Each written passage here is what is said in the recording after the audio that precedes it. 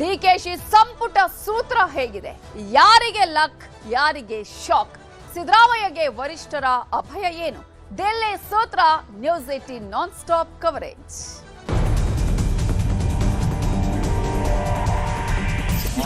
ಶಾಸಕಾಂಗ ಪಕ್ಷದ ಸಭೆಯನ್ನ ಕರೀತಾ ಇದ್ದೀವಿ.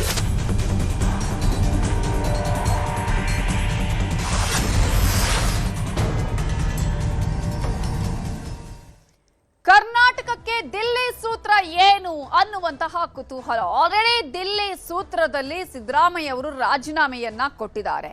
ಡಿಕೆ ಶಿವಕುಮಾರ್ ಅವರು ಸಿಎಂ ಆಗಿ ಪದಗ್ರಹಣವನ್ನೂ ಮಾಡ್ತಾರೆ.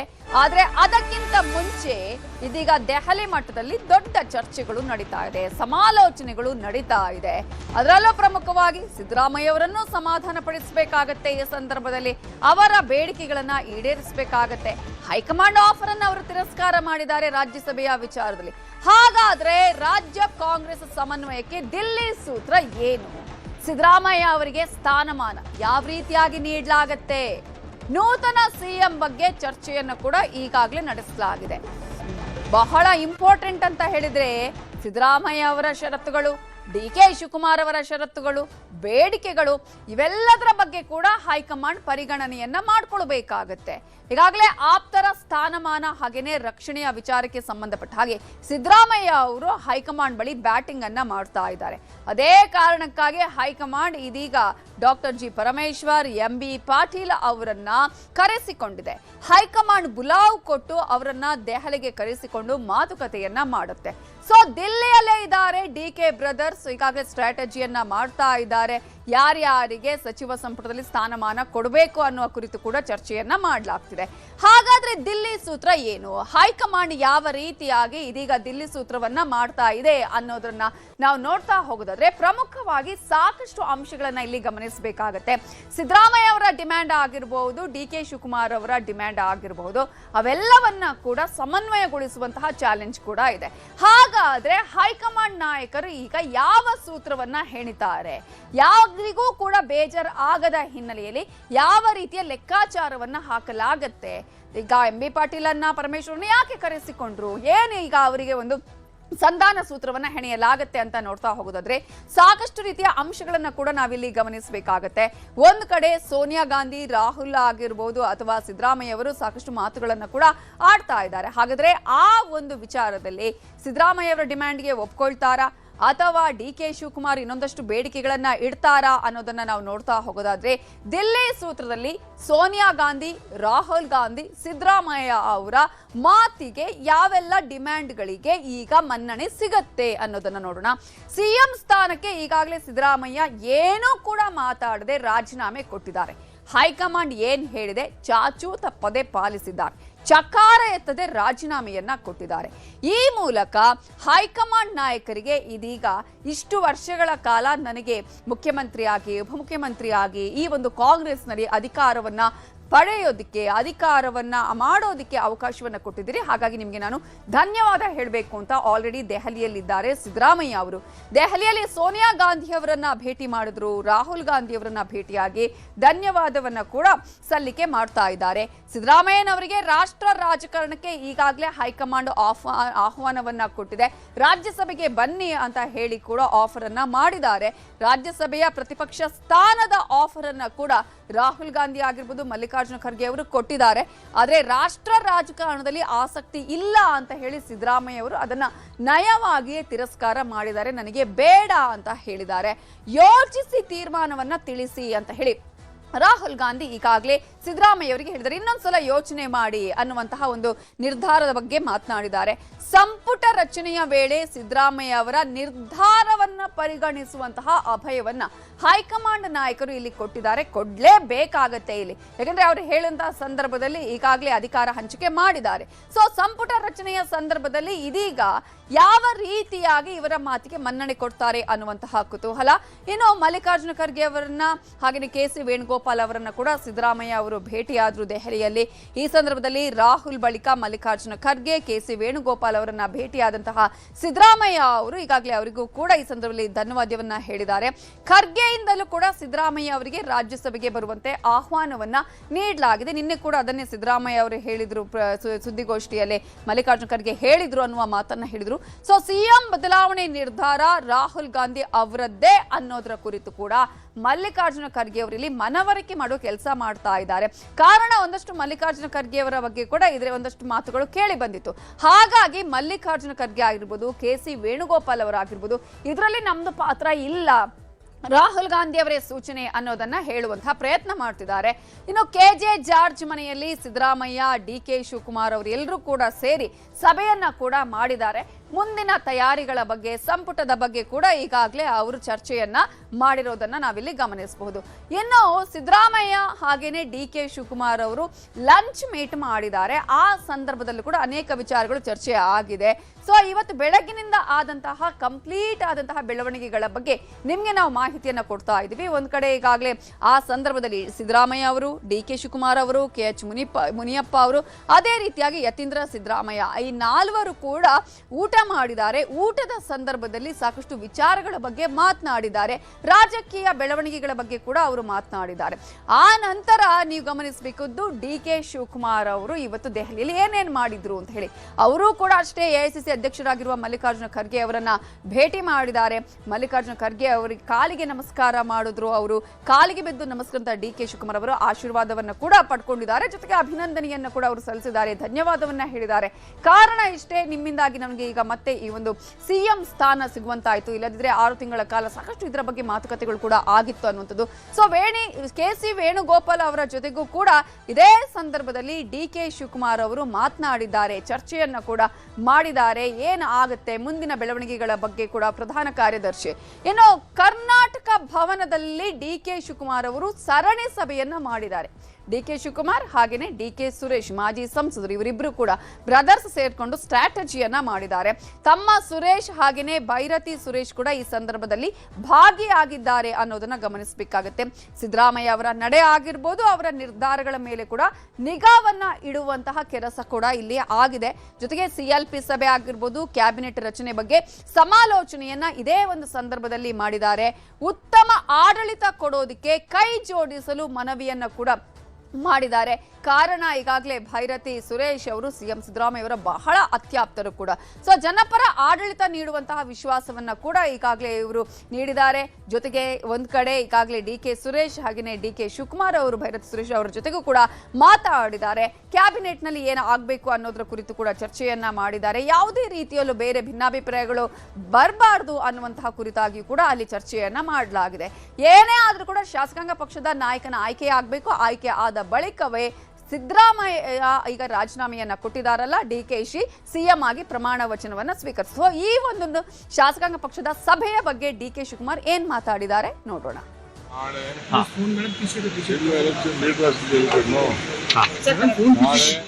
ಶಾಸಕಾಂಗ ಪಕ್ಷದ ಸಭೆಯನ್ನ ಕರೀತಾ ಇದ್ದೀವಿ. ಮಾತಾಡಿದ್ವಿ, ಟೈಮಿಂಗ್ ಎಲ್ಲರಿಗೂ ಬೆಂಗಳೂರಲ್ಲಿ ಕೇಳಿದ್ದೀವಿ. ನಮ್ಮ ಹೈಕಮಾಂಡ್ ಲೀಡರ್ಸ್ ಕೇಳಬೇಕು, ಅವರು ಬರಬೇಕು, ಅಬ್ಸರ್ವರ್ ಬರಬೇಕು, ನಮ್ಮ ಜನಸಭೆ ಬರಬೇಕು. ಆ ಟೈಮಿಂಗ್ ಅವ್ರು ಕೇಳ್ಕೊಂಡು ಟೈಮಿಂಗ್ ಇರ್ತೀವಿ. ಇದೊಂದು ವಿಧಾನಸೌಧದಲ್ಲಿ ಮತ್ತೆ ಯಾವಾಗ ನಾಯಕರನ್ನ ಆಯ್ಕೆ ಮಾಡುವಂತ ಪ್ರೊಸೀಜರ್ ಮುಗಿಬೇಕು. ಇವೆಲ್ಲ ಬೆಳವಣಿಗೆಗಳ ಮಧ್ಯೆ ಹೈಕಮಾಂಡ್ ಇಬ್ಬರು ನಾಯಕರನ್ನ ದೆಹಲಿಗೆ ಕರೆಸಿಕೊಂಡಿದೆ. ಒಂದು ಎಂ.ಬಿ. ಪಾಟೀಲ್, ಮತ್ತೊಂದು ಕಡೆ ಪರಮೇಶ್ವರ್, ಸಿದ್ದರಾಮಯ್ಯ ಅವರ ಆಪ್ತರು ಕೂಡ ಹೌದು. ಇವರಿಬ್ಬರನ್ನ ಕರೆಸಿಕೊಂಡಿದ್ದಾರೆ. ಈ ಸಂದರ್ಭದಲ್ಲಿ ಎಂ.ಬಿ. ಪಾಟೀಲ್ ಹೇಳಿದ್ದಾರೆ, ಯಾವುದೇ ರೀತಿಯ ಬೇಡಿಕೆ ಇಟ್ಟಿಲ್ಲ, ಯಾವ ಹುದ್ದೆಗೂ ಕೂಡ ನಾನು ಬೇಡಿಕೆ ಇಟ್ಟಿಲ್ಲ. ಕೆಪಿಸಿಸಿ ಅಧ್ಯಕ್ಷ ಗಾದಿ ಆಗಿರ್ಬೋದು ಅಥವಾ ಸಚಿವ ಸಂಪುಟ ವಿಚಾರ ಆಗಿರ್ಬೋದು, ಡಿಸಿಎಂ ಸ್ಥಾನಕ್ಕೆ ಆಗಿರ್ಬೋದು, ಯಾವುದಕ್ಕೂ ನಾನು ಬೇಡಿಕೆ ಇಟ್ಟಿಲ್ಲ. ಹೈಕಮಾಂಡ್ ಏನ್ ಹೇಳುತ್ತೆ ಅದಕ್ಕೆ ನಾನು ಬದ್ಧ ಅನ್ನುವ ವಿಚಾರವನ್ನ ಹೇಳಿದ್ದಾರೆ ಎಂ.ಬಿ. ಪಾಟೀಲ್. ಇವತ್ತು ಈಗ ನಿನ್ನೆ ಇದು ಆಗಿದೆ, ನಾಳೆ CLP ಆಗುತ್ತೆ. ಪಕ್ಷ ಏನೋ ನಿರ್ಧಾರ ಮಾಡ್ತಾರೆ ಏನು ಕೂಡ ಇವತ್ತು ಹೋಗಿದ್ದಾರಲ್ಲ, ಮುಖ್ಯಮಂತ್ರಿಗಳು, ಉಪಮುಖ್ಯಮಂತ್ರಿಗಳು ಎಲ್ಲರೂ ಹೋಗಿದ್ದಾರೆ. ನೋಡೋದು ಏನಾಗ್ತದೆ ಪಾರ್ಟಿಯಲ್ಲಿ. 30 ಜನ ಶಾಸಕರು ಹೊರಟಿದ್ದಾರೆ ಸರ್ ಡೆಲ್ಲಿಗೆ. ತಪ್ಪೇನಿದೆ? ಅಲ್ಲ ಈಗ ಸಚಿವ ಸ್ಥಾನದ ಲಾಬಿಗೋಸ್ಕರ ಹೋಗಿದ್ದಾರೆ ಅಂತ. ತಪ್ಪೇನಿದೆ? ಎಲ್ಲರಿಗೂ ಹಕ್ಕಿದೆ ಅಲ್ಲ. ತಾವು ಏನಾದರೂ DCM ಕೇಳುವಂತ ಸರ್? ನಾನು ಯಾವುದಿಲ್ಲ ಅಂತ ಯಾವುದೂ ಇಲ್ಲ. ಈಗ 3-4 DCM ಸ್ಥಾನ ಮಾಡೋದು ನನಗೆ ಗೊತ್ತಿಲ್ಲಪ್ಪ, ನನಗೆ ಗೊತ್ತಿಲ್ಲ. ನಾನೇನು ಕಾಂಗ್ರೆಸ್ ಹೈಕಮಾಂಡ, ಇವೆಲ್ಲವೂ ಕೂಡ ಹೈಕಮಾಂಡ್ ನಿರ್ಧಾರ ಮಾಡ್ತದೆ. ಸರ್, ತಾವು ಈ ಮೊದಲು KPCC ಅಧ್ಯಕ್ಷ ಸ್ಥಾನಕ್ಕೆ ಕೂಡ ಪೈಪೋಟಿ ನಡೆಸಿದ್ರು. ನಾನು ಮಾಡಿಲ್ಲ, ಪೈಪೋಟಿ ಮಾಡಿಲ್ಲ. ನಾನು KPCC ಸ್ಥಾನ ಬೇಡ ಮಾಡಿಲ್ಲ, ಪೈಪೋಟಿ ಮಾಡಿಲ್ಲ ಅಂತ. ಸೊ ಗೊತ್ತಿಲ್ಲ ಅಂತ ಹೇಳ್ತಾನೆ ಸಾಕಷ್ಟು ವಿಚಾರಗಳು ಈ ಹಿಂದೆ ಕೂಡ ಹೊರಬಿದ್ದಿದ್ದನ್ನ ನಾವಿಲ್ಲಿ ಗಮನಿಸಬಹುದು. ಇಂತಹ ಸಂದರ್ಭದಲ್ಲಿ ಇದೀಗ ಏನಾಗುತ್ತೆ ಅನ್ನುವಂಥ, ಈಗ ವಾಟ್ ನೆಕ್ಸ್ಟ್ ಅನ್ನುವಂಥದ್ದು, ಮುಂದಿನ ಪ್ರೊಸೀಜರ್ಗಳು ಏನೇನು ಅನ್ನೋದನ್ನ ನಾವು ನೋಡ್ತಾ ಹೋದರೆ, ಸಿದ್ದರಾಮಯ್ಯ ಅವರು ರಾಜೀನಾಮೆ ಕೊಟ್ಟಿದ್ದಾರೆ, ರಾಜ್ಯಪಾಲರು ಅಂಗೀಕಾರ ಕೂಡ ಮಾಡಿದ್ದಾರೆ. ಮುಂದೆ ಈಗ ರಚನೆ ಆಗ್ಬೇಕಾಗತ್ತೆ ಸರ್ಕಾರ, ಸಿಎಂ ಆಗಿ ಪ್ರಮಾಣ ವಚನ ಸ್ವೀಕರಿಸಬೇಕು. ಹಾಗಾಗಿ ಯಾರು ಶಾಸಕಾಂಗ ಪಕ್ಷದ ನಾಯಕನಾಗಿ ಆಯ್ಕೆಯಾಗ್ತಾರೋ ಅವರೇ ಸಿಎಂ ಆಗಿ ಪ್ರಮಾಣ ವಚನ ಸ್ವೀಕಾರ ಮಾಡ್ತಾರೆ. ಅದೇ ಕಾರಣಕ್ಕಾಗಿ ನಾಳೆ ಸಂಜೆ CLP ಸಭೆಯನ್ನ ಕರೆಯಲಾಗಿದೆ. ಶಾಸಕಾಂಗ ಪಕ್ಷದ ಈ ಒಂದು ಸಭೆಯಲ್ಲಿ ನಾಯಕನನ್ನ ಆಯ್ಕೆ ಮಾಡಲಾಗುತ್ತೆ. ನಾಯಕನ ಆಯ್ಕೆಯಲ್ಲಿ ಎಲ್ಲರೂ ಕೂಡ ಒಮ್ಮತವನ್ನ ತೋರಿಸಬೇಕಾಗತ್ತೆ, ಇವರೇ ನಾಯಕ ಅಂತ ಹೇಳಿ. ಆದ್ರೆ ಇಲ್ಲಿ ನಾಯಕನಾಗಿ ಆಯ್ಕೆ ಮಾಡುವಂತಹ ಅವಶ್ಯಕತೆ ಏನು ಇಲ್ಲ. ಒನ್ ಲೈನ್ ಅಜೆಂಡಾ ಅಂತ ಹೇಳಿದ್ರೆ DK ಶಿವಕುಮಾರ್ ಅವರನ್ನೇ ಶಾಸಕಾಂಗ ಪಕ್ಷದ ನಾಯಕನಾಗಿ ಆಯ್ಕೆ ಮಾಡುವಂಥದ್ದು. ಹಾಗಾಗಿ ಇಲ್ಲಿ ಪ್ರೊಸೀಜರ್ ಏನಿದೆ ಅದನ್ನ ಮಾಡ್ಕೊಂಡು ಹೋಗ್ತಾರೆ ಅಷ್ಟೇ. ಬಟ್ ಇವರೇ ನಾಯಕ ಅನ್ನೋದನ್ನ ಕೂಡ ನಾಳೆ ಹೇಳಲಾಗತ್ತೆ. ಸೊ ನಾಯಕನ ಆಯ್ಕೆ ಆದ ಬಳಿಕ ರಾಜ್ಯಪಾಲರನ್ನ DK ಶಿವಕುಮಾರ್ ಅವರು ಭೇಟಿ ಆಗ್ತಾರೆ. ರಾಜ್ಯಪಾಲರನ್ನ ಭೇಟಿಯಾಗಿ ನಾವು ಸರ್ಕಾರ ರಚನೆಗೆ ಹಕ್ಕನ್ನ ಮಂಡಿಸ್ತಾರೆ, ನಾವು ಸರ್ಕಾರ ರಚನೆ ಮಾಡೋದಕ್ಕೆ ನಮಗೆ ಅವಕಾಶವನ್ನ ಮಾಡಿಕೊಡಿ ಅಂತ ಹೇಳಿ ಅವರು ರಾಜ್ಯಪಾಲರ ಬಳಿ ಸರ್ಕಾರ ರಚನೆಗೆ ಹಕ್ಕು ಮಂಡನೆ ಮಾಡ್ತಾರೆ. ವಿಧಾನಸೌಧದ ಗ್ರ್ಯಾಂಡ್ ಸ್ಟೆಪ್ ನಲ್ಲಿ ಪ್ರಮಾಣ ವಚನ ಸ್ವೀಕಾರ ಕಾರ್ಯಕ್ಕೆ ಈಗಾಗಲೇ ತಯಾರಿಯನ್ನ ಮಾಡ್ಕೊಳ್ಳಿ ಅಂತ ಹೇಳಿ ಆಲ್ರೆಡಿ DK ಶಿವಕುಮಾರ್ ಸರ್ಕಾರದ ಮುಖ್ಯ ಕಾರ್ಯದರ್ಶಿ ಆಗಿರುವಂತಹ ಶಾಲಿನಿ ರಜನೀಶ್ ಅವರಿಗೆ ಸೂಚನೆಯನ್ನ ಕೂಡ ಕೊಟ್ಟಿದ್ದಾರೆ. ಫೋನ್ ಮಾತನಾಡಿ ಅದರಲ್ಲಿ ಈ ರೀತಿಯಾಗಿ ಅಲ್ಲೇ ತಯಾರಿ ಮಾಡ್ಕೊಳ್ಳಿ ಅನ್ನೋದನ್ನ ಕೂಡ ಹೇಳಿದ್ದಾರೆ ಅನ್ನುವ ಮಾಹಿತಿಗಳು ಕೂಡ ಲಭ್ಯ ಆಗಿದೆ. ಆದ್ರೆ ಯಾವಾಗ ಪ್ರಮಾಣ ವಚನ ಸ್ವೀಕಾರ ಮಾಡ್ತಾರೆ ಅನ್ನೋದೇ ಈಗಿರುವಂತಹ ಕುತೂಹಲ. ಈಗಾಗಲೇ DK ಶಿವಕುಮಾರ್ ದೇವರ ಮೇಲೆ ನಂಬಿಕೆ ಇಟ್ಟಂತವರು, ಅಥವಾ ಜ್ಯೋತಿಷದ ಮೇಲೆ ನಂಬಿಕೆ ಇಟ್ಟಂತವರು, ಆಧ್ಯಾತ್ಮದ ಮೇಲೆ ನಂಬಿಕೆ ಇಟ್ಟವರು. ಹಾಗಾಗಿ ಒಂದಷ್ಟು ಒಳ್ಳೆಯ ಗಳಿಗೆ ಅಥವಾ ಮುಹೂರ್ತ ದಿನ ಇವೆಲ್ಲವನ್ನ ಕೂಡ ನೋಡ್ತಾರೆ. ಜೂನ್ 1 ಅಥವಾ ಜೂನ್ 3ರಂದು DKಶಿ ಪದಗ್ರಹಣ ಮಾಡುವ ಸಾಧ್ಯತೆ ಇದೆ ಅಂತ ಹೇಳಲಾಗ್ತದೆ. ಈಗಾಗಲೇ ಅವರ ಆಪ್ತ ಜ್ಯೋತಿಷಿ ಹೇಳ್ಕೊಂಡ ಹಾಗೆ ಜೂನ್ 5ನೇ ತಾರೀಕು ಅವರು ಪ್ರಮಾಣ ವಚನ ಸ್ವೀಕಾರ ಮಾಡ್ತಾರೆ ಅಂತ ಹೇಳ್ತಾ ಇದ್ದಾರೆ. ಯಾವಾಗ ಅನ್ನೋದ್ರ ಬಗ್ಗೆ ನಾಳೆ ಶಾಸಕಾಂಗ ಪಕ್ಷದ ನಾಯಕನ ಆಯ್ಕೆ ಆದ ಬಳಿಕ ಗೊತ್ತಾಗುತ್ತೆ. ಸೊ ಈಗಾಗಲೇ ಸಿದ್ಧತೆ ಮಾಡ್ಕೊಳ್ಬೇಕು ಅಂತ ಹೇಳಿ ಸರ್ಕಾರದ ಮುಖ್ಯ ಕಾರ್ಯದರ್ಶಿಗೆ DK ಶಿವಕುಮಾರ್ ಅವರು ಆಲ್ರೆಡಿ ಸೂಚನೆಯನ್ನ ಕೊಟ್ಟಿದ್ದಾರೆ. ತಯಾರಿಯನ್ನ ಮಾಡ್ಕೊಳ್ಳಿ ಪ್ರಮಾಣ ವಚನಕ್ಕೆ ಅಂತೇಳಿ. ಡೇಟ್ ಯಾವಾಗ ಅನ್ನೋದನ್ನ ನಾನು ಹೇಳ್ತೀನಿ ಅನ್ನೋದನ್ನ ಕೂಡ ಹೇಳಿದ್ದಾರೆ. ಯಾಕಂದ್ರೆ ಅದಕ್ಕಿಂತ ಮುಂಚೆ ಹೇಳೋದಕ್ಕೆ ಆಗೋದಿಲ್ಲ. ಸೊ ಈ ಸಂದರ್ಭದಲ್ಲಿ DK ಶಿವಕುಮಾರ್ ಅವರು ಯಾವ ಡೇಟ್ ಅಲ್ಲಿ ಪ್ರಮಾಣ ವಚನ ಸ್ವೀಕಾರ ಮಾಡ್ತಾರೆ ಅನ್ನುವಂತಹ ಕುತೂಹಲ, ಅದು ನಾಳೆ ಕೂಡ ಗೊತ್ತಾಗುವಂತಹ ಸಾಧ್ಯತೆ ಇದೆ. ಇದೇ ವಿಚಾರಕ್ಕೆ ಸಂಬಂಧಪಟ್ಟ ಹಾಗೆ ನಾಯಕರುಗಳು ಮಾತಾಡಿದ್ದಾರೆ. ಅವರ ಕ್ಷೇತ್ರದಲ್ಲಿ ಜವಾಬ್ದಾರಿ ತಗೊಂಡು ಜನಗಳು ಕರ್ಕೊಂಡು ಹೋಗ್ಬೇಕು ಅಂತ ಹೇಳಿ ನಾವೆಲ್ಲ ಅನ್ಕೊಂಡಿದ್ದೀವಿ. ನಾನು, ಬಾಲಕೃಷ್ಣ ಅವರು, ಸುರೇಶ್ ಸಾಹೇಬ್ರು ಅವರ ಕ್ಷೇತ್ರದಲ್ಲಿ ಅವರು ಜನಕ್ಕೆ ಎಲ್ಲ ರೀತಿಯಾದಂತ ವ್ಯವಸ್ಥೆ ಮಾಡಿ, ಬಸ್ಸು, ಊಟ, ತಿಂಡಿ ಎಲ್ಲ ವ್ಯವಸ್ಥೆ ಎಲ್ಲ ಮಾಡಿಸಿ ಇದು ನಮ್ಮ ಕಾರ್ಯಕ್ರಮ. ಪದಗ್ರಹಣಕ್ಕೆ ಹೋಗ್ಬೇಕಂತ ಹೇಳಿ ತೀರ್ಮಾನ ಮಾಡಿ ನಮ್ಮ ಜಿಲ್ಲೆಯಿಂದ ಒಂದು 40,000ದಿಂದ 50,000 ಜನ ಅನ್ಕೊಂಡಿದೀವಿ. ನಾವೆಲ್ಲರೂ ಕೂಡ ಒಂದು 10,000 ಜನ ಹೋಗ್ಬೇಕಂತ ಅನ್ಕೊಂಡಿದ್ವಿ. ನಾಳೆ 4 ಗಂಟೆಗೆ CLP ಇದೆ ಅಂತ ಹೇಳ್ತಾ ಇದ್ದೆ. ಅಲ್ಲಿ ಆಗು ಹೋಗು ಚರ್ಚೆ ಎಲ್ಲ ಮಾಡಿ ರೂಪುರೇಷೆಗಳನ್ನ ಮಾಡ್ತೀವಿ. CMಗೂ ಸಿದ್ದರಾಮಯ್ಯವ್ರಿಗೂ ಗೊತ್ತು, ಎಲ್ಲರಿಗೂ ಗೊತ್ತು. ಹೆಸರು ಇರೋದೇ ಇವ್ರದ್ದು DK ಶಿವಕುಮಾರ್. ನಾವು ಸುತ್ತಿ ಬಳಸಿ ಮಾತಾಡಲ್ಲ, ಇರೋದೇ DK ಶಿವಕುಮಾರ್ ಹೆಸರು. ನಾಳೆ ಆಗಲಿ ನಾಡ್ದಾಗಲಿ ಅವ್ರ ಹೆಸರು ಅನೌನ್ಸ್ ಮಾಡ್ತಾರೆ. ಯಾರು ಇರಬೇಕು ಸಂಪುಟದಲ್ಲಿ ಅಂತಕ್ಕಂಥದ್ದನ್ನು ಪಕ್ಷದ ಹೈಕಮಾಂಡ್ ಮತ್ತು ಒಳಗೆ ಬರತ್ ಮುಂದೆ ಆಗ್ತಕ್ಕಂಥ ಮುಖ್ಯಮಂತ್ರಿಗಳು DK ಶಿವಕುಮಾರ್ ಅವರು ಇವರೆಲ್ಲರೂ ಸೇರಿ ಯಾರು ಇರಬೇಕು ಯಾರು ಇಲ್ಲ ಅಂತಕ್ಕಂಥದ್ದು ಅವ್ರು ತೀರ್ಮಾನ ಮಾಡ್ತಾರೆ.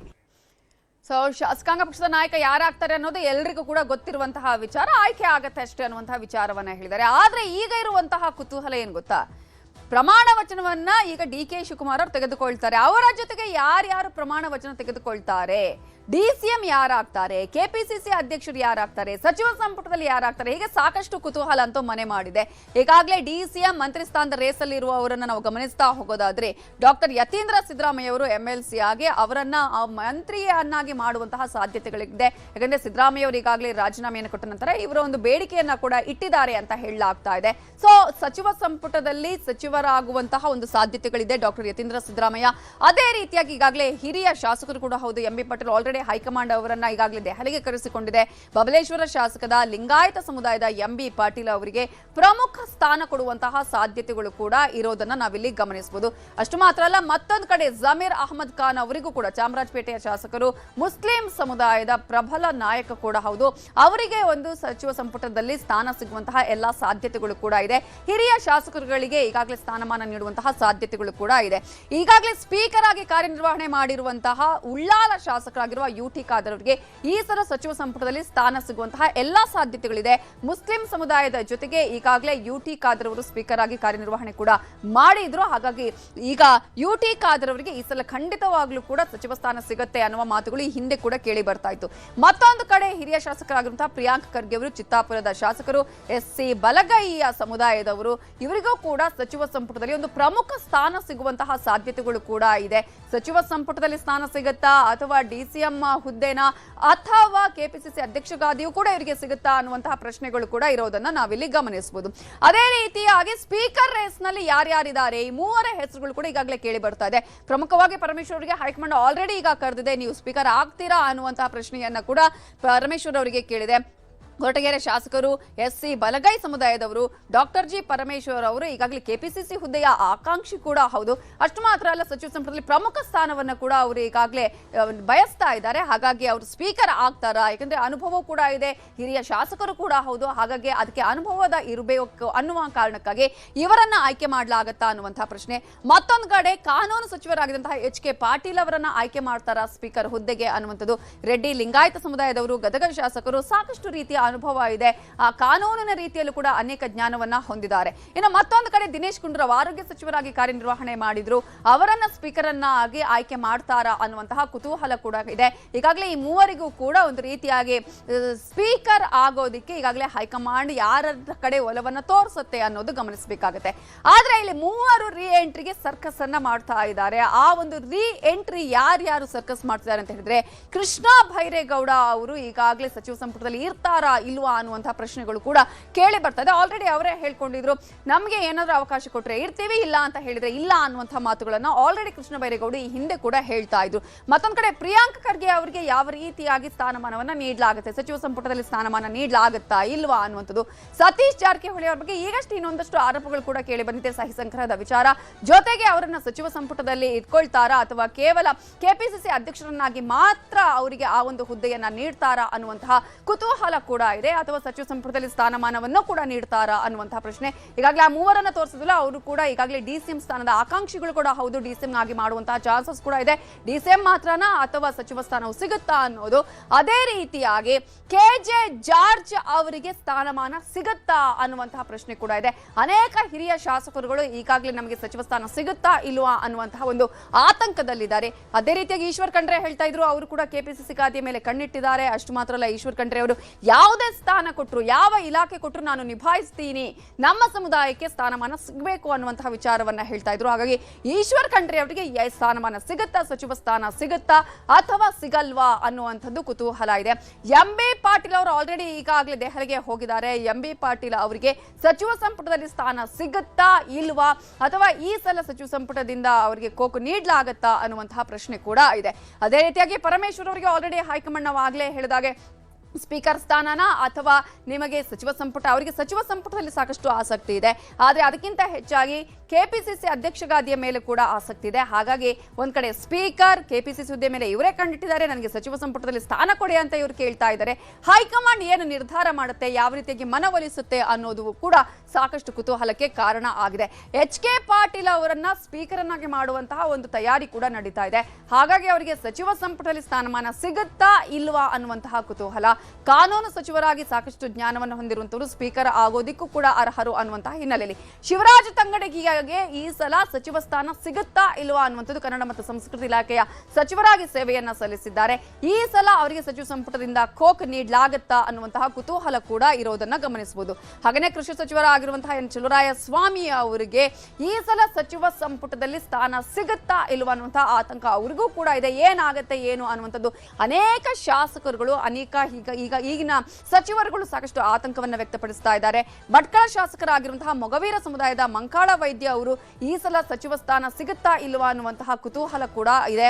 ಪ್ರಮುಖವಾಗಿ ಈಗಾಗಲೇ ಮತ್ತೊಬ್ಬ ಶಾಸಕರು, ಹಿರಿಯ ಶಾಸಕರು ರಾಮಲಿಂಗಾರೆಡ್ಡಿ ಅವರಿಗೂ ಸಚಿವ ಸಂಪುಟದಲ್ಲಿ ಸ್ಥಾನ ಸಿಗುತ್ತಾ ಇಲ್ವಾ ಅನ್ನುವಂಥದ್ದು.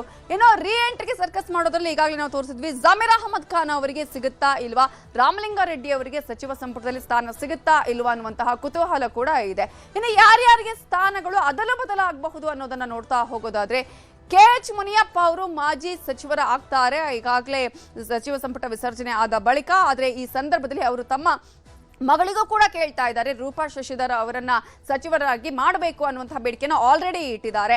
ಇನ್ನು ಲಕ್ಷ್ಮೀ ಹೆಬ್ಬಾಳ್ಕರ್ ಅವರ ಬದಲಾಗಿ ಬೆಳಗಾವಿಯಿಂದ ಒಂದು ಸಚಿವ ಸ್ಥಾನ ಕೊಡೋದಾದ್ರೆ ಅದು ಲಕ್ಷ್ಮಣ್ ಸವದಿ ಅವರ ಪಾಲಾಗತ್ತೆ, ಇವರನ್ನ ಸಂಪುಟದಿಂದ ಕೈ ಬಿಡ್ಲಾಗತ್ತೆ ಅನ್ನುವಂತಹ ಮಾತುಗಳು ಕೂಡ ಕೇಳಿ ಬರ್ತಾ ಇರೋದನ್ನ ಗಮನಿಸಬಹುದು.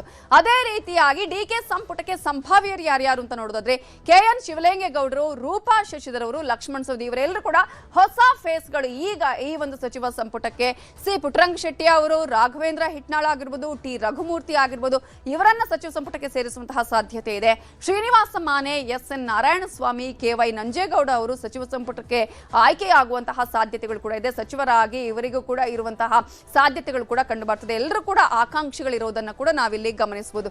ಅದೇ ರೀತಿಯಾಗಿ AR ಕೃಷ್ಣಮೂರ್ತಿ ಕೊಳ್ಳೇಗಾಲ ಶಾಸಕರು, ಬಳ್ಳಾರಿ ಗ್ರಾಮಾಂತರ ಕ್ಷೇತ್ರದ ಶಾಸಕರು ಬಿ ನಾಗೇಂದ್ರ ಈ ಹಿಂದೆ ಇದ್ರು, ಆ ನಂತರ ಸಚಿವ ಸ್ಥಾನವನ್ನು ಕಳ್ಕೊಂಡ್ರು, ಅವರಿಗೂ ಕೂಡ ಸಚಿವ ಸ್ಥಾನ ಸಿಗುವಂತಹ ಸಾಧ್ಯತೆಗಳು ಈ ಸಲ ಇದೆ. ಮುದ್ದಬಿಹಾಳ ಶಾಸಕರಾಗಿರುವಂತಹ CS ನಾಡಗೌಡರು ಕೂಡ ಪ್ರತಿ ಬಾರಿ ಹೇಳಿದ್ರು ನಾನು ಆಕಾಂಕ್ಷಿ ಅಂತ ಹೇಳಿ, ಅವರನ್ನ ಈ ಸಲ ಸಚಿವ ಸಂಪುಟಕ್ಕೆ ಸೇರ್ಪಡೆಗೊಳಿಸ್ತಾರೆ. ಅನೇಕ ಹಿರಿಯ ಶಾಸಕರುಗಳು ಇನ್ನು ಕೂಡ ವೇಟಿಂಗ್ ಲಿಸ್ಟ್ ಅಲ್ಲಿ ಇದ್ದಾರೆ, ಲಾಬಿಯನ್ನ ಮಾಡ್ತಾ ಇದ್ದಾರೆ. ನಾವು ಈಗಾಗಲೇ ಕೆಲವರು 4 ರಿಂದ 5 ಬಾರಿ ಶಾಸಕರಾಗಿದ್ದೀವಿ, ಹಾಗಾಗಿ ನಮಗೆ ಅವಕಾಶವನ್ನ ಕೊಡಿ ಅಂತ ಕೇಳ್ತಾ ಇದ್ದಾರೆ. ಅಷ್ಟು ಮಾತ್ರ ಅಲ್ಲ, ಈ ಸಲ ಹಿರಿಯ ಶಾಸಕರನ್ನ ಕಡಿಮೆ ಪ್ರಮಾಣದಲ್ಲಿ ಸಚಿವ ಸಂಪುಟಕ್ಕೆ ಸೇರಿಸಿಕೊಂಡು ಇನ್ನು ಉಳಿದಂತೆ ಅನೇಕರನ್ನ ಹೊಸಬರನ್ನ ಸಂಪುಟಕ್ಕೆ ಸೇರಿಸಿಕೊಳ್ಳುವಂತಹ ಸಾಧ್ಯತೆಗಳು ಕೂಡ ಇದೆ. ಹಾಗಾಗಿ ಈ ವಿಚಾರದಲ್ಲಿ ಅಲ್ಲಮಪ್ರಭು ಪಾಟೀಲ್ ಏನ್ ಹೇಳಿದ್ದಾರೆ, ಈಶ್ವರ್ ಖಂಡ್ರೆ ಅವರ ಮಾತೇನು ಅನ್ನೋದನ್ನ ನೋಡೋಣ.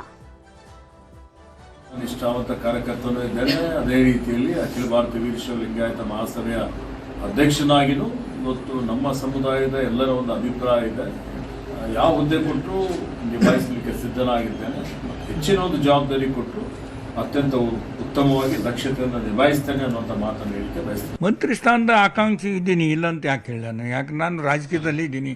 1972ರಿಂದ ಯುವ ಕಾಂಗ್ರೆಸ್ ಅಧ್ಯಕ್ಷನಾಗಿ, ಬ್ಲಾಕ್ ಕಾಂಗ್ರೆಸ್ ಜನರಲ್ ಸೆಕ್ರೆಟರಿನಾಗಿ, ಜಿಲ್ಲಾ ಕಾಂಗ್ರೆಸ್ ಅಧ್ಯಕ್ಷನಾಗಿ ಮತ್ತು KPCC ಜನರಲ್ ಸೆಕ್ರೆಟರಿನಾಗಿ, ಆರ್ಗನೈಸ್ ಸೆಕ್ರೆಟರಿ ಆಗಿ, ಅನೇಕ ಅಬ್ಸರ್ವರ್ ಆಗಿ ಕೂಡ ಕೆಲಸ ಮಾಡಿದ್ದೀನಿ. ವಿಧಾನ ಪರಿಷತ್ತಿನ ಸದಸ್ಯನಾಗಿ ಕೂಡ 6 ವರ್ಷಗಳ ಕಾಲ ಇದ್ದೀನಿ. ಈಗ ವಿಧಾನಸಭೆ ಸದಸ್ಯನಾಗಿದ್ದೀನಿ. ಅನೇಕರು ಈಗಾಗಲೇ ಆಕಾಂಕ್ಷಿಗಳಿದ್ದಾರೆ, ಹಿರಿಯ ಶಾಸಕರು ನಾವಿದ್ದೀವಿ, ಹಾಗಾಗಿ ನಮಗೆ ಸಚಿವ ಸ್ಥಾನವನ್ನ ಕೊಡಬೇಕು ಅನ್ನುವಂತಹ ಇಚ್ಛೆಯನ್ನ ವ್ಯಕ್ತಪಡಿಸ್ತಾ ಇದ್ದಾರೆ. ಆದ್ರೆ ಈಗಾಗಲೇ DK ಶಿವಕುಮಾರ್ ಅವರ ಪ್ರಮಾಣ ವಚನ ಯಾವಾಗ ಅನ್ನುವಂತಹ ಕುತೂಹಲ ಇದ್ದೇ ಇದೆ.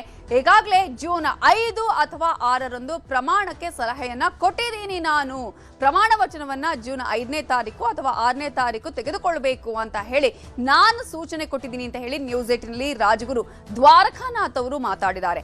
DKಶಿಗೆ ಒಳ್ಳೆಯದಾಗಲಿ ಅಂತ ಹೇಳಿ ಶೃಂಗೇರಿಯಲ್ಲಿ ನಾನು ಪ್ರಾರ್ಥನೆಯನ್ನ ಮಾಡಿದ್ದೇನೆ. ಮುಖ್ಯಮಂತ್ರಿ ನೀನು ಆಗೇ ಆಗ್ತೀಯಾ ಅಂತ ನಾನು ಹೇಳಿದ್ದೆ.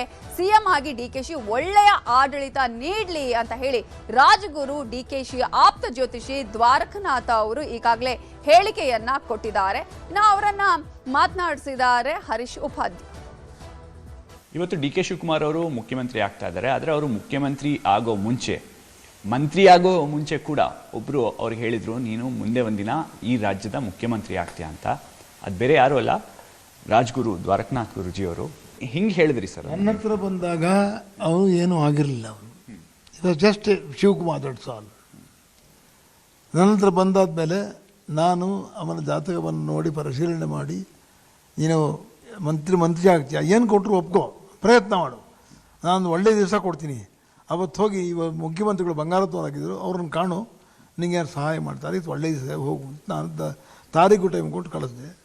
ಅಲ್ಲಿ ಹೋಗಿ ಕೇಳ್ದ. ಅವನು ಕೇಳಿದ ಮೇಲೆ ಏನೋ ಅವನ ಅದೃಷ್ಟ ಆಯಿತು. ಆದರೆ ನಿನ್ನ ಲಾಲ್ಬಾಗ್ ಕಬ್ಬನ್ ಪಾರ್ಕೆ ಹುಲ್ಗಾಯಕ್ಕೆ ಬಂದಿದ್ದು ಯಾಕಂದ್ರೆ ಒಪ್ಕೊಂಬಿಡು ಅಷ್ಟೇ. ನಿನ್ನ ಕೆರಿಯರ್ ಬಿಲ್ಡ್ ಆಗುತ್ತೆ. ಒಂದು ದಿವಸ ನೀನು ಖಂಡಿತ ಮುಖ್ಯಮಂತ್ರಿ ಆಗ್ತೀಯ, ನಿನ್ನ ಜಾತಕ ತೋರಿಸ್ತಾ ಇದೆ, ನಿನ್ನ ಜಾತಕದಲ್ಲಿದೆ, ಒಂದು ರಾಜಯೋಗ ಐತಪ್ಪ, ನಿಂಗೆ ಬರುತ್ತೆ, ಖಂಡಿತವಾಗ್ಲೂ ಚೀಫ್ ಮಿನಿಸ್ಟರ್ ಆಗ್ತೀಯ ಅಂತ ಅವತ್ತೇ ಹೇಳ್ಬಿಟ್ಟಿದ್ದೇನೆ ಅವನಿಗೆ. Before all these hurdles going to prison and all those thing raid ಗಿಡ್ ಎಲ್ಲ ಅದೆಲ್ಲ ಬಿಟ್ಟು ಆಮೇಲೆ ಅದನ್ನು ಹೇಳಿದ್ದೀನಿ ನಾನು. ಹೀಗಾಗುತ್ತೆ, ಇದಕ್ಕೆಲ್ಲ ಸಿದ್ಧ ಇರಬೇಕು ನೀನು. ಆದರೆ ಯಾವತ್ತೂ ನೀನು ಎಲ್ಲಿಂದ ಯಾವ ಕಾರಣ ಬರುತ್ತೋ ನಂಗೆ ಗೊತ್ತಿಲ್ಲ. ರಾಜನಾಗೋದು, ಕರ್ನಾಟಕ ರಾಜ್ಯದ ಮುಖ್ಯಮಂತ್ರಿ ಆಗುವುದು ಕಾಣುತ್ತೆ, ಏನೋ ಒಂದು ದೊಡ್ಡ ತೊಂದರೆ ಬರುತ್ತೆ ಅಂತ ಕಾಣುತ್ತಪ್ಪ. ಡೈಲಾಗ್ ಏನಾಗ ಅರ್ಥ ಆಗೋದು ನನಗೆ ಬರ್ತದೆ ಕಾಣುತ್ತೆ. ತಾಪತ್ತೆ 3 ಹೇಳಿಬಿಟ್ಟಿದ್ದೀನಿ ನಾನು. ಸರ್, ಈಗ 2023 ಕಾಂಗ್ರೆಸ್ ಎಲೆಕ್ಷನ್ ಗೆಲ್ಲತ್ತೆ, ಅದಾದ ನಂತರ ಇವ್ರು ಮುಖ್ಯಮಂತ್ರಿ ಆಗ್ತಾರಾ, ಸಿದ್ದರಾಮಯ್ಯ ಅವರು ಮುಖ್ಯಮಂತ್ರಿ ಆಗ್ತಾರಾ ಅಂತ ನಡೆಯುತ್ತೆ. ಕಡೆಗೆ ಸಿದ್ದರಾಮಯ್ಯ ಅವರು ಮುಖ್ಯಮಂತ್ರಿ ಆಗ್ತಾರೆ. ಅದಾದ ನಂತರ ಕಳೆದ 3 ವರ್ಷದಲ್ಲಿ ಇವರು ನವೆಂಬರಲ್ಲಿ ಮುಖ್ಯಮಂತ್ರಿ ಆಗ್ತಾರಾ, ಡಿಸೆಂಬರಲ್ಲಿ ಆಗ್ತಾರಾ, ಜನವರಿಲಿ ಆಗ್ತಾರಾ, 5 ಸ್ಟೇಟ್ ಎಲೆಕ್ಷನ್ ಆದ್ರ ಮೇಲೆ ಆಗ್ತಾರಾ ಅಂತ ಸಿಕ್ಕಾಪಟ್ಟೆ ಚರ್ಚೆ ನಡೀತಾ ಇತ್ತು. ನೀವು ಅವಾಗ ಏನು ಅಡ್ವೈಸ್ ಮಾಡಿದ್ರಿ ಅವ್ರಿಗೆ? ನಾನು ಒಂದೇ ಹೇಳಿದೆ, ಪೇಷನ್ಸ್ ಆ್ಯಂಡ್ ಇನ್ನೋಸೆನ್ಸ್ ಎರಡೂ ಇರಬೇಕು ಮನುಷ್ಯನಿಗೆ.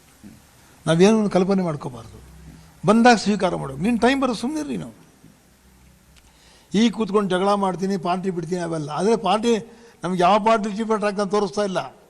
ನಿಂಗೆ ಕಾನ್ಫಿಡೆನ್ಸ್ ಇದೆಯಾ, BJPಗೆ ಹೋಗು. ಮುಖ್ಯಮಂತ್ರಿ ಪಟ್ಟ ಖಂಡಿತ ಬಂದೇ ಬರ್ತದೆ, ಬಾರದೆ ಹೋಗೋದಿಲ್ಲ ನಿನಗೆ. ಅದು ಸಿಗ್ತಕ್ಕಂಥ ನಿನಗಾಗುತ್ತೆ, ಖಂಡಿತ ಆಗುತ್ತೆ, ಪ್ರಯತ್ನ ಮಾಡೋಗುತ್ತೆ. ನಾನು ನಿನಗಾಗಿ ದೇವ್ರ ಪ್ರಾರ್ಥನೆ ಮಾಡ್ತೀನಿ.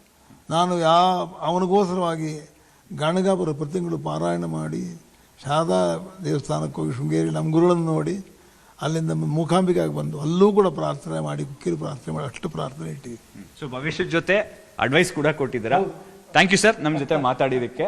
ಅದು ರಾಜ್ಗುರು ದ್ವಾರಕನಾಥ್ ಗುರೂಜಿ ಅವರು ಭವಿಷ್ಯ ನೋಡಿದಿಲ್ಲ, ಅದ್ರ ಜೊತೆಗೆ ಒಂದಿಷ್ಟು ಕಿವಿ ಮಾತು ಕೂಡ ಹೇಳಿದ್ದಾರೆ DK ಶಿವಕುಮಾರ್ ಅವರಿಗೆ. ಕ್ಯಾಮ್ರಾ ಪರ್ಸನ್ ರಿಯಾಸ್ ಜೊತೆ ಹರೀಶ್ ಉಪಾಧ್ಯಾಯ, ನ್ಯೂಸ್ 18 ಕನ್ನಡ.